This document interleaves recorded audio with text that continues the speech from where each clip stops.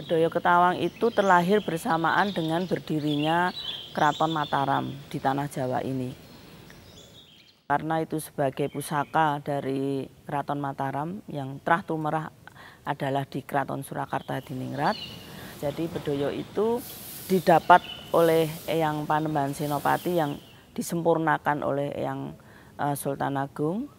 Ini hanya terdengar iringan di dalam alam meditasinya beliau dari langit. Ketawang itu adalah langit yang melihat beliau yang Kanjeng Ratu Kencono Hadisari menarikan Bedoyo Ketawang itu, yang akhirnya beliau memanggil seorang juru sastranya atau juru tulisnya untuk menyampaikan kata-kata atau syair yang ada di dalam tarian Bedoyo Ketawang itu.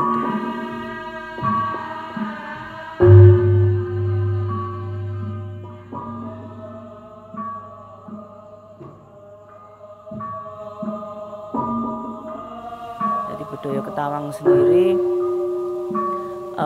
sejak Pakubono ketiga itu naskah yang paling tua yang saya temukan di Sasono Pustaka Keraton Surakarta,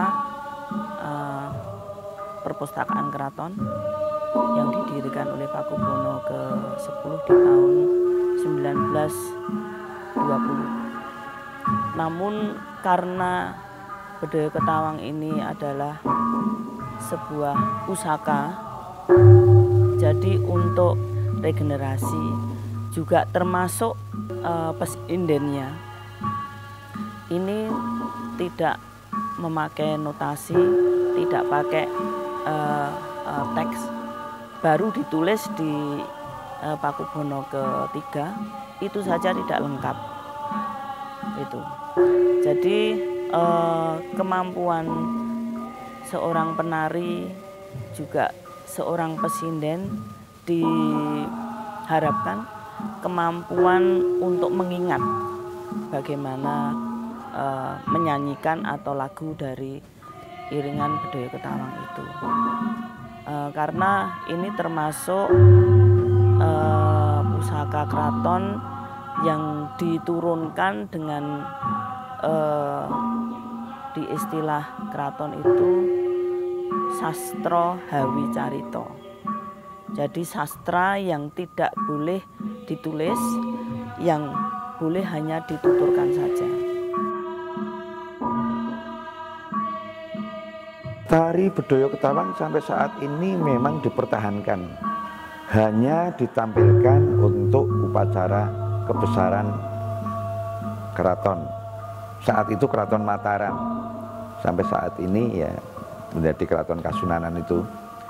Jadi hal ini memang karena ada wasiat dari Kanjeng Sultan Agung Hanyokrokusumo pada waktu proses penciptaan tari Bedoyo Ketawang.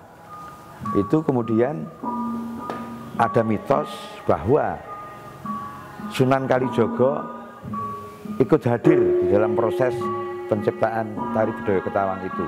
Juga Kanjeng Ratu Kidul juga ikut hadir dan bahkan melatih tari untuk Bedoyo Ketawang itu.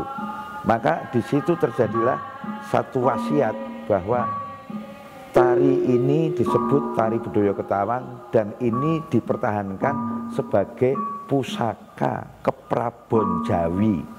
Itu artinya menjadi pusaka kerajaan Jawa yang hanya ditampilkan ketika acara-acara atau upacara-upacara kebesaran kerajaan.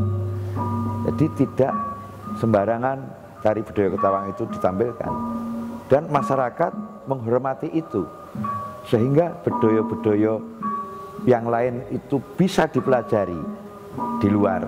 Contohnya ada Bedoyo Durodasih, Bedoyo Pangkur, Bedoyo Lolo dan lain-lain, itu dipelajari dan ditarikan juga di luar keraton.